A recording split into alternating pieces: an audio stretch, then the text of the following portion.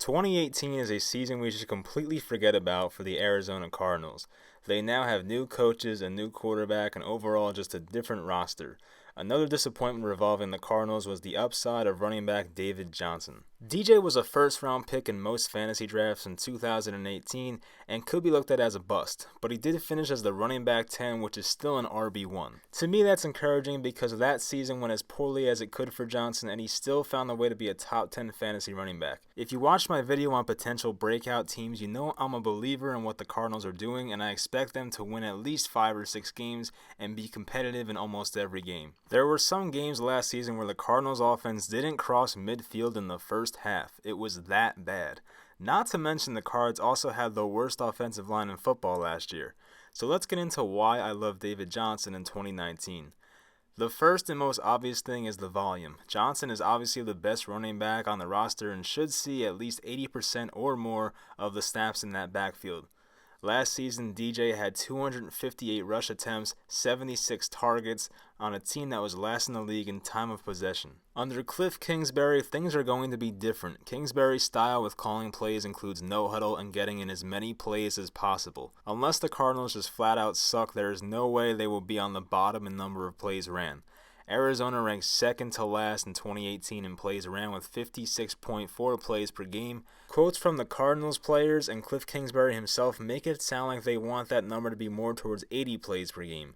When David Johnson was asked how many plays he expects to run per game, he answered with 90 to 95. As amazing as that would be for fantasy, no team has ever averaged more than 80 plays per game, so we have to be reasonable here. Overall, in terms of offensive efficiency and opportunity, I expect this to be a much better year for the Cardinals offense. I'm a big believer in Kyler Murray and think he'll be a star, but there are reasons to believe this offense will be better as a whole. They added guys like Andy Isabella, Hakeem Butler, Keyshawn Johnson, Charles Clay, and Max Williams, which gives the offense more weapons to work with. In terms of their offensive line, PFF ranks it at number 30 entering 2019. I don't want to sound too optimistic, but with Kyler's rushing ability, I don't think it'll be that bad.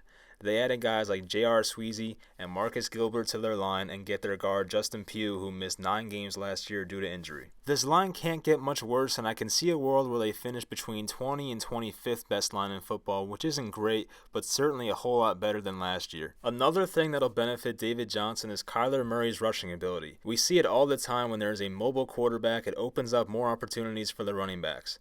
When a running back plays with a mobile quarterback, the weak side linebackers don't crash nearly as hard because of the fear that the mobile quarterback can take off with the ball in the opposite direction. We have seen this work with RG3 and Alfred Morris in Washington, and even last year with the Seahawks and Ravens had the best running attacks in football, having Russell Wilson and Lamar Jackson made it that much more dangerous as a rushing football team. We definitely could see a situation where DJ rushes for over 1,000 yards and Kyler Murray rushes for around 700 yards, making it one of the most dangerous rushing duos in NFL history. Surprisingly, DJ has only had one 1,000 rushing yard season in his career, but as long as he's healthy for 2019, I think it's a lock that he gets it this year. If you play in point per reception leagues, you're probably going to be satisfied with what he does in terms of receptions this season.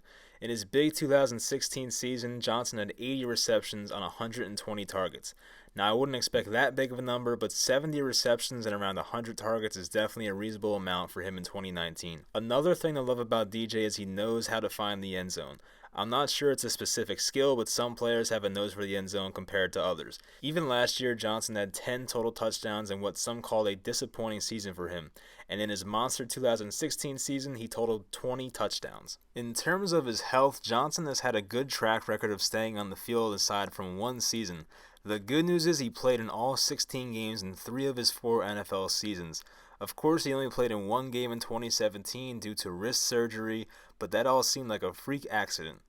In terms of his age, he'll be 27 for a large part of the season and turns 28 in December, so it's not really a concern for me there. I believe, based off the amount of plays this team's expected to run, the dual threat quarterback next to him and DJ being a very talented running back in himself, it all adds up to a very successful 2019 season. Everybody wants to know who to draft after the Big Four, which is Barkley, Zeke, CMC, Kamara, and for me, it's David Johnson. You can't go wrong with some of the other guys like DeAndre Hopkins or Devontae Adams, but I'm much more comfortable taking the workhorse running back who should bounce back in a big way. As always, thank you for watching, and I'll talk to you guys next time.